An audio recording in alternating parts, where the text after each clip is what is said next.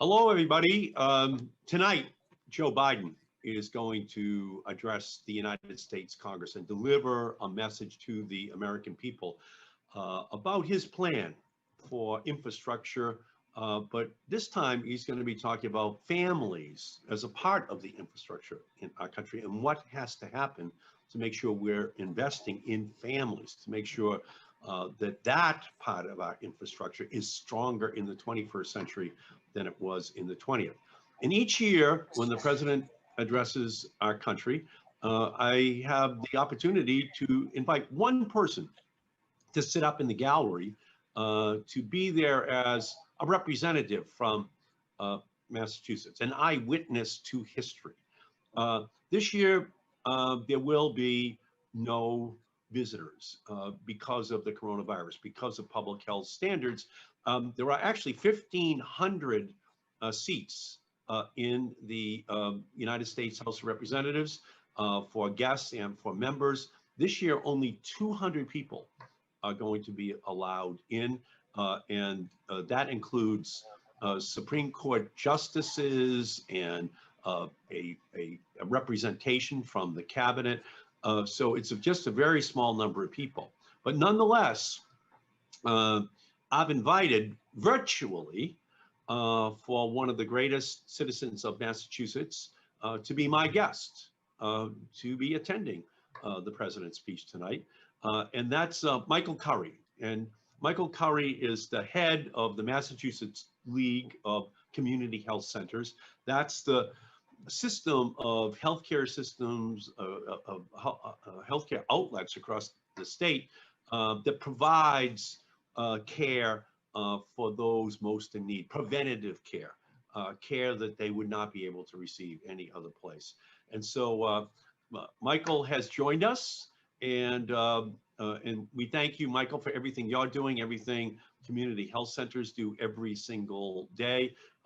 Ralph Waldo Emerson, a great Massachusetts citizen, said, "Health is the first wealth," and that's what you provide every day, that first wealth to citizens in Massachusetts. So welcome, my friend. And can you talk a little bit about the funding that's already been going into community health centers and what your hope is for the next 4 years in our country and beyond? Well, Senator, first, thank you. You have been, and I think all of us in the community health center movement know, you've been a tremendous friend. Way before pandemic, COVID-19, you were already championing the causes of community health centers and resources for community health centers and the patients we serve, the communities we serve. So I just want to say thank you first for that. People, you do a lot of things in Congress, but I think people don't know the deep footprint you have in the healthcare space, as many of the successes we've had over the years have been in large part to your advocacy. So thank you for that. I will tell you, with the invitation to attend tonight, you made Mahalia Curry very proud, that I got a ticket, at least a virtual ticket, to join you for this historic speech by President Biden. And I look forward to it, and I'm excited to hear what he has to say. I think to your question, we've known that health centers needed resources. We've talked about it. You and I have discussed this for years.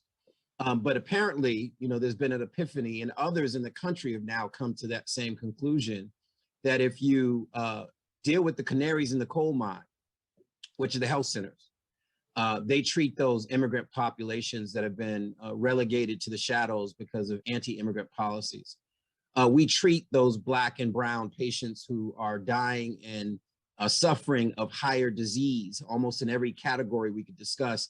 And then we've seen them bear a heavier burden from this COVID-19 pandemic. We treat those communities that are housing insecure and transportation insecure, similar to what we saw in Katrina. Those that were closest to the disaster and took a toll in that disaster, we should have known were those same populations. That's been true for community health centers across the country. So the American Rescue Plan, which we thank you and your colleagues for, provided timely resources as the last year has been a pretty tumultuous year for many of our members. They've had precipitous declines in revenue. They've had to deal with some staff that have passed away from COVID-19. The strains and stresses of trying to respond to this pandemic has taken a toll on our workforce. And they've had to pivot and do mobile testing and pop-up testing, and now pop-up and mobile vaccinations, treating COVID and non-COVID patients, and preventing us from having a measles outbreak and still treating those patients that have non-COVID conditions. That's been a tremendous challenge, Senator. But these funds of over $147 million in flexible funding through the American Rescue Plan has been a godsend, quite frankly. And thank you on behalf of the members in Massachusetts. So just so people understand, on top of your annual budget for Massachusetts Community Health Centers, you received an additional $147 million in order to deal with the consequences of the pandemic and the kind of the recombinant healthcare related issues that have popped up, including mental health issues over the last year. Could you talk a little bit about why that additional funding was needed? What happened over this last year that necessitated that increase in funding for healthcare in the Commonwealth? Yeah, I think it's important for people to realize that prior to the emergency of this pandemic, health centers were already in crisis mode. We were already dealing with high rates of disease and illness. We were already dealing with what we now have come more familiar with the social determinants of health, right? Those conditions that drive people into our health centers sick. We were already there, right? There was already a state of emergency in many of our communities across the Commonwealth and, quite frankly, across the country where health centers are located. And then you had a pandemic. And now you're trying to pivot to get the correct information out to your communities about what this disease means for their families. You're dealing with the death of some of your patients. Many of our patients across the state lost their lives to COVID-19. So we're trying to manage the trauma, the mental health issues that were raised by this disease. We're also trying to make sure that we pivoted to continue to provide care, as people couldn't come into our facilities in the early weeks of this pandemic. And we had to still make sure that they got the care, the life-saving care that they need. And as you know, Senator, this pushed us into telehealth. I always say we should have been into telehealth way before the pandemic, but this forced us as a nation to embrace the technology. And now we're trying to, over the last year, pivoting to purchase technology, to put devices in the hands of patients, to deal with the Wi-Fi and the broadband access issues that many of our patients are faced with, and then to continue providing them care. And then you think about, over the course of a year, we're trying to get people back into care, which is why we ran a campaign to get people to come back in, because of course, many of our older Americans, many of our older patients were avoiding leaving their homes. And that meant that there's a chance that their disease worsened. So it's been a difficult year, but when I think about us pivoting, Senator, to the vaccination, I think about one major thing, which is resilience. I think about our brave workforce. We tend to think of those heroes in our emergency rooms, but I don't want us to forget our heroes on the primary care front lines. Those are health center providers, community health workers, and nurses, and front desk staff, and our IT people, who quite frankly have been working overtime in the last year to make sure that we went from testing and contact tracing and providing COVID and non-COVID care to now deploying vaccines into the arms of many Americans, and particularly many people in Massachusetts. That is a tremendous challenge, and they are, quite frankly, Senator, superheroes. As we think of superheroes today, they are superheroes that I try to lift up in every conversation I have. No, I agree with you. They were essential workers, but they were more than essential workers. They were the place where people who thought they might have the disease were coming to. And they were putting their own health, their family's health in jeopardy, especially before we had a vaccine. It was just incredible, this role that the healthcare community played. And again, the community health centers play a special role because we're trying to break down resistance to getting a vaccination. And what we've learned is that people really want to go to places with people who are there who they trust. And we know that in the community, it's the community health centers that they trust with their healthcare because they have a personal relationship with the family. So can you talk a little bit about that and what Massachusetts community health centers are doing to try to spread the word that it's good for families' health that they come in and get the vaccinations? Yeah, so we know this was a challenge, right? We didn't expect there to be a vaccine as soon as there was, and we all breathed a sigh of relief that Pfizer and Moderna and then now J&J came online and were available as weapons against this disease.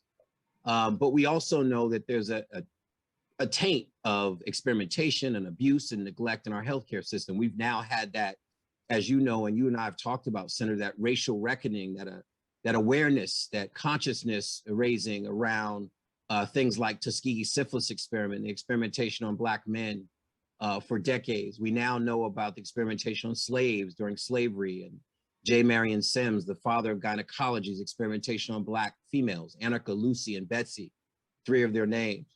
We now know about the Institute of Medicine's report in the early 2000s, Unequal Treatment, that revealed the inequities in our healthcare system, that people are viewed to have higher thresholds for pain based on race.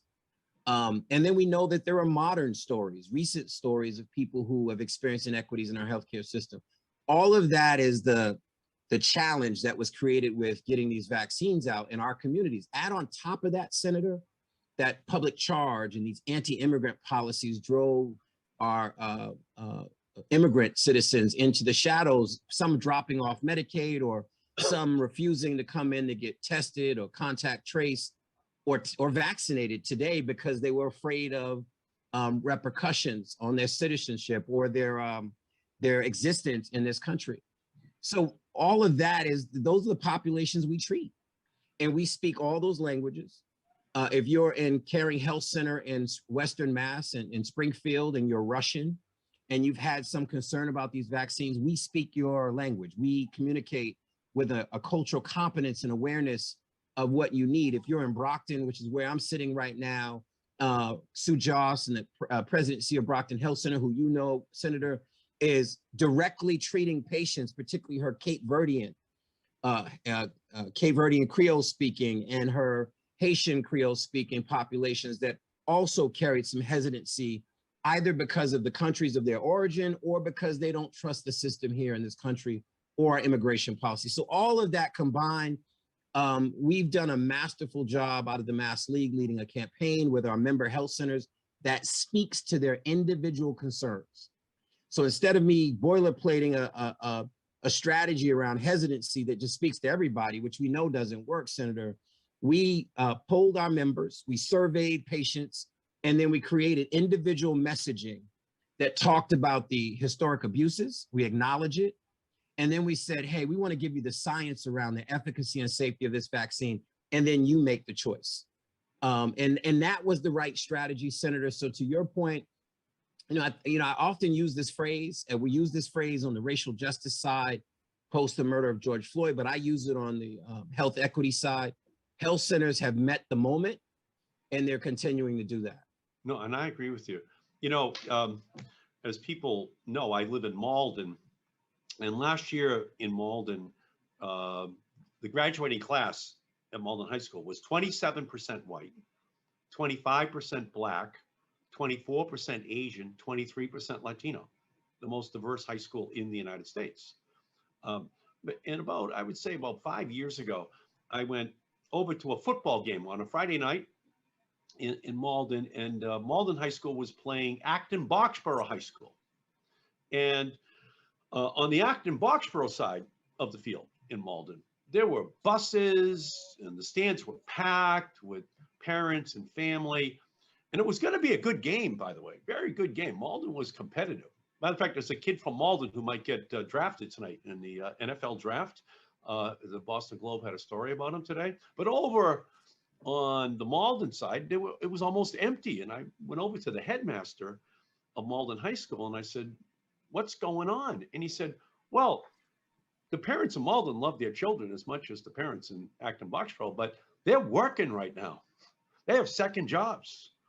They have to provide for their family. They want to be here. They just can't be here. So in the president's American family plan tonight, in terms of how it's all interrelated, these racial and economic and healthcare and environmental issues are all entwined. The president tonight is going to talk about extending the child tax credit. He's going to talk about 2 years of free pre-K, 2 years of free community college, adding 4 years of free education to families who otherwise might not be able to afford it. Paid leave. He's going to propose $225 billion for paid leave for family members tonight. And he wants to make permanent the tax break for child for children in our country. So how does all of that intersect as a plan to deal with the health of these families who are dependent upon community health centers? Yeah, well, we know, and the research has shown us that even a family's economic position can impact their health outcomes. It's your access to medicines. It's the ability to pay whatever contribution you need to toward your health insurance. It's, again, as I mentioned, food insecurity and housing insecurity. All of those insecurities can contribute to morbidity and mortality. We know it's about information and who has access to information. I credit President Biden and you, Senator, and your other colleagues that are championing an infrastructure bill that's expansive, that quite frankly isn't just about roads and bridges and our train systems and communication, our train systems, but also our broadband and Wi-Fi, that also speaks to investments in entities that can help grow our economy and make families stronger. And quite frankly, to your point, Senator, healthier. We're all interconnected. And I think what you get, and you've always explained to me, is that investments in families mean investments in communities and ultimately an investment in our nation. And I'm hoping that as the president lays out his plan tonight, he'll detail what I believe will be a strong plan that will include investments in healthcare and investments in health centers as well. We know that we are on the front lines of this work, and an infrastructure bill will be transformational for the communities we represent. There are often these trains that leave the station, Senator, over our course of our history, and you know this well. And those trains, when they leave the station, don't always include the communities that we serve. What President Biden is about to propose and has been advocating for is a train that is expansive and inclusive for all communities and all families, so that there is this social mobility, there's this access to resources and repositioning of families. I credit President Biden, and I think people should be locked in tonight with bated breath, listening to every word so that they get their charge, which means that they need to now support that plan. Yeah, because as we know, the health of an individual in a family is positively affected every step up the economic ladder they go. And it's similarly negatively impacted every step down. And the family is then, basically beset with fewer resources and inability to help. And that's where community health centers check in. That's where all these programs that the president is going to be talking about tonight check in. It's to put together a plan for families. And, one of the problems I have is that when people are right now talking about China and how are we going to compete with China? Well, China wants to be a homogeneous society. That's where they're trying to eradicate the culture of the Uyghurs. The United States is not homogeneous.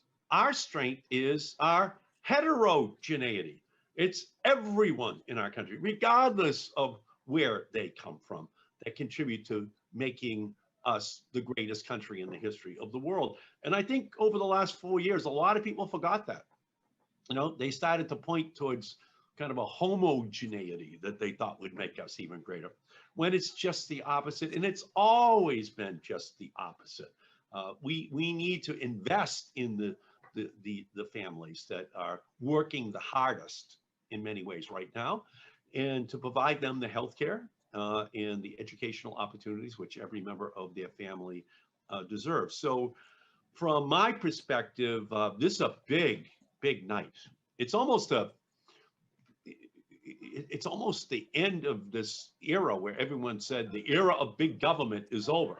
And by that, they meant every one of these programs had to be pared back.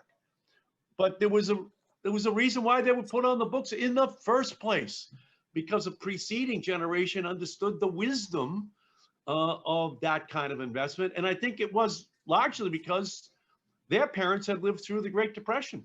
They had realized how they and their family's history had been adversely impacted by nothing that they had anything to do with. Yeah. The circumstance had descended into their lives, and the federal government had to put in place programs that would make sure that they would be protected. So that's why I'm so excited about tonight, and you, Michael, and all of the great healthcare workers, these heroes, these healthcare workers who every single day are out there taking risks for all of us. But heroes need help. And let's be honest, a vision without funding is an hallucination. Yeah. You have to have the funding to give to you so that you can then make sure it gets disseminated across all these great institutions. Well, Senator, when I think about tonight, and one, again, I want to just thank you, Senator. It's been a dream of mine to attend, a State of the Union or an address by a president. So I'm getting that invitation because of you, and I want to say thank you for that. I will say that when I'm there tonight, virtually, and people see me, I want them to think about the 52 organizations that I represent across the Commonwealth, serving 97% of the zip codes of the state, over 1 million patients, over 300 practice sites. I want them to think that those Black and brown faces that walk into our health centers, those languages that are coming into our buildings, over 40 in some health centers, 40 languages in one health centers in Western Mass. I want you to see them through me, because quite frankly, this work is, as the Speaker of the House once told me, it's God's work that we're doing in community health centers. And I'm just proud to be an ambassador of that work. So to all of those community health centers, both here in the Massachusetts and across the country, thank you for what you do. And I'll be sitting there with you, Senator, tonight. I was hoping to be next to President Obama or Michelle, but maybe I'll virtually be next to them. But I want to say thank you for inviting me. Well, I couldn't be prouder to have you representing Massachusetts tonight. You know, Senator Warren and I we're so proud of you. We're so proud of everything that the community health centers do. And having you up there represents not just them, but the work that's done every single day by every organization that helps to lift up every single family in Massachusetts and across our country. And you are just a great example of someone who's dedicated their life to doing that. So thank you so much, my friend, and looking forward to seeing you tonight virtually. And I have to say this before we go, and I want to say thank you to, on the racial justice side, Senator, you, Senator Warren, and other members of our delegation have been champions on the racial justice side too. You and I have been in this fight for a long time. Even when I was president of NAACP, you would call me, your staff would call me. So as we talk about health equity and racial justice, they're all interlocked. On behalf of the national NAACP, Derek Johnson, Chairman Leon Russell, our board of directors, I want to also say thank you, Senator, for what you've done and what you continue to do. No, thank you. And when is that convention gonna come to Massachusetts? We're having it loop back, so I think we're about 2 years out, and it'll be back in Massachusetts. Fabulous. And again, the home of Malcolm X. Yes. Where Martin Luther King Jr. Received his graduate degrees, and we're now going to have a tribute to him that matches the role that he played in our society. So it's just a great a great, well, you're like a one-man multinational public interest movement of NAACP and community health centers, but it's all part of one story in terms of Yes. ensuring justice for everyone, racial justice, economic, healthcare, Amen. environmental justice for everyone. Thank you, my friend, for your great. Thank you. Anytime. I look forward to joining you.